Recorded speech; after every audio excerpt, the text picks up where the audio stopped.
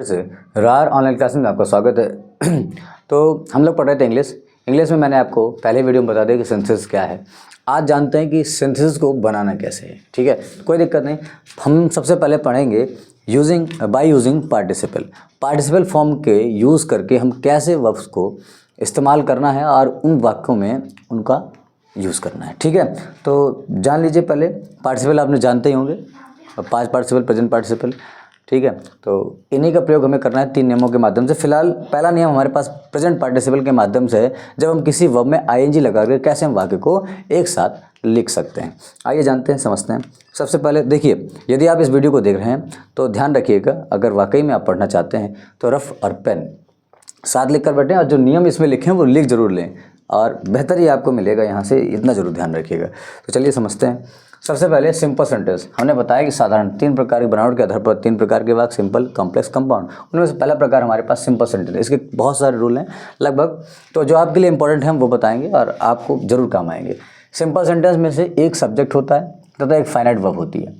वाक्य में दी गई, यानी कि आप एक सब्जेक्ट वर्ब का ही इस्तेमाल करके, और अन्य जो है वर्ब यानी मुख्य क्रियाओं का एक ही होती है, बाकी अन्य वर्ब्स होती हैं, तो उनका इस्तेमाल करना या उनको हटाने अथवा उनका रूप बदलने के लिए निम्नलिखित विधियों का प्रयोग किया जाता है। जिसमें पहली विधि हमारे पास में क्या है, पार्टिसिपल। क्या है, प्रेजेंट पार्टिसिपल का प्रयोग करना है। क्या नियम सुनते हैं, नियम बहुत ज़रूरी है। और ये भी ध्यान रखिएगा कि इन नियमों में पार्टिसिपल फॉर्म का जब हम इस्तेमाल करते हैं किसी भी नियम का, तो इनमें सब्जेक्ट समान होते हैं और इनमें जो काम होता है ना, या तो आसपास का या पहले बाद का संबंध प्रकट होता है। यानी ऐसा लगे काम अभी भी इनके साथ में, एक काम खत्म किया दूसरा स्टार्ट हो गया है। ठीक है, और इन दोनों के बीच में ज़्यादा अंतराल नहीं होना चाहिए। पहले के बाद या तो हम पहला काम कर दें उसके बाद तुरंत दूसरा काम कर दें, या हो सकता है थोड़ा सा काम साथ साथ भी हो सकता है।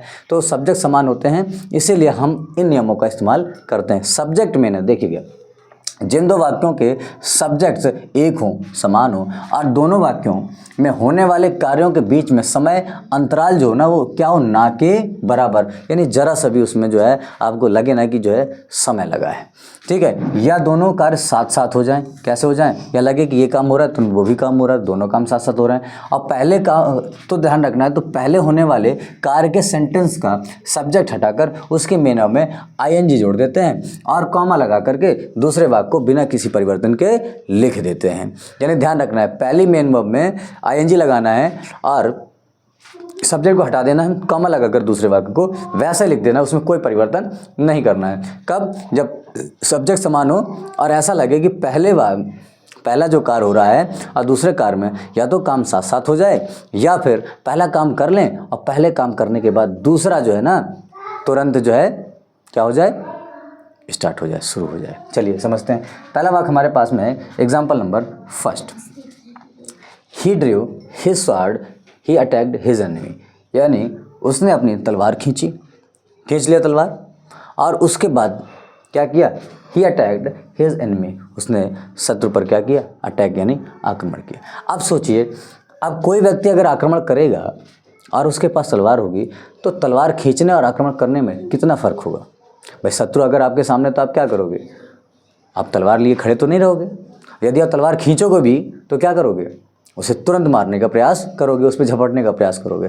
तो हम समझ सकते हैं कि इन दोनों कार्यों के बीच में समय ना के बराबर है। समय हो सकता है लेकिन वो है ज़्यादा नहीं है, यानी ना के बराबर है। तो हम ये जान जाएंगे, तो समझ में आ रही होगी बात। तो क्या है, पहला वाक्य ही ड्रू। अब देखिए सब्जेक्ट दोनों के समान है। ड्रू खींचे, उसने तलवार खींचे और खींचने के बाद उसने आक्रमण कर दिया, तो यानी इन दोनों के समय जो काम हो रहा है तो इनके बीच में ना के बराबर है। ठीक है, तो कोई दिक्कत नहीं। नियम के हिसाब से हमें क्या करना है कि जब ना के बराबर दो या सब्जेक्ट समान दोनों हो, तो पहले जो कार्य हो रहा है उसकी वर्ब उठानी। अब ड्रू कौन सा फॉर्म है, सेकंड फॉर्म है, पास्ट इंडेफिनिट है ना, तो इसको क्या बनाएंगे, आईएनजी लगाना है, इसलिए मेन वर्ब की फर्स्ट फॉर्म में आईएनजी लगाते हैं। आप किसी भी जो है आईएनजी फॉर्म वाले में मेन वर्ब की फर्स्ट फॉर्म के साथ ही आईएनजी लगाएंगे। इस बात का विषय तो बताओ, ड्रू का क्या हो जाएगा, ड्रा हो जाएगा। क्या हो जाएगा, ड्रा मेन वर्ब की फर्स्ट फॉर्म में आईएनजी लगा देंगे, ड्रा। और ड्रा क्या, हिज स्वॉर्ड। और जैसे हम पहला वाक्य पूर्ण कर लेंगे उसके बाद क्या कर देंगे, कॉमा लगा देंगे। और कॉमा लगाने के बाद हम दूसरे वाक्य को जैसा है उसमें बिना किसी परिवर्तन के ही अटैक्ड लिख देंगे, है ना। इस तरह करके हम पहला वाक्य बना लेंगे। कुछ इस तरह नियम हमारे पास में, और इस तरह हमें करना है। ठीक है, तो थोड़ा सा जो है आपको ऐसे ही सीखना है। तो दूसरा जो है वाक्य देख लेते हैं। नियम वही है, तरीका वही है, बस वाक्य अलग है। भाई वाक्य अलग समझने के लिए तो वाक्य अलग करना पड़ेगा ना। तो ध्यान दीजिए, द बॉय सा the danger he turn behind. क्या है, एक लड़के ने क्या किया, लड़के ने खतरा देखा। भाई आप खतरा देखोगे तो क्या करोगे, खतरे के सामने तो जाओगे नहीं। फिलहाल वाक्य के हिसाब से ही टर्न बिहाइंड, वह पीछे मुड़ा। जैसे उसने जो है खतरा देखा वो पीछे मुड़ गया। यानी इन दोनों कार्यों के बीच में जो कार्य में समय लग रहा है वो ना के बराबर है। और ध्यान रखो, आपको लग रहा होगा कि सर जी सब्जेक्ट कहाँ एक जैसे हैं, तो ध्यान रखिए बॉय के लिए प्रोनाउन ही क्या आया, ही आया, तो सब्जेक्ट एक जैसे हैं, कोई दिक्कत नहीं। वही कि मेन वर्ब उठाओ और मेन वर्ब उठाने के बाद में मेन वर्ब की आईएनजी फॉर्म में लगा दो। सा का फर्स्ट फॉर्म क्या होता है, सी, तो सी में जोड़ दिया आईएनजी, सीइंग द डेंजर, कोई दिक्कत यहाँ तक। उसके बाद क्या लगाना है, कॉमा। अब क्या लगाएंगे, ही, लेकिन ध्यान रखना इसका नाउन भी दे रखा है, इसलिए क्या लगाएंगे, ही की जगह द बॉय टर्न। जिस तरह वाक्य लिखा है वैसा ही उतार देना, कोई दिक्कत नहीं। और इस तरह करके हमारा सिंपल सेंटेंस तैयार हो गया। तो आपको इसी तरह जो है वाक्यों को करना है। वीडियो पसंद आया हो फिर वही काम करना है जो आपसे हमेशा कहता आया हूँ कि वीडियो को लाइक करें, शेयर करें, कमेंट करें और साथ ही साथ जो चैनल पर नए हैं सब्सक्राइब जरूर कर लें। जय हिंद।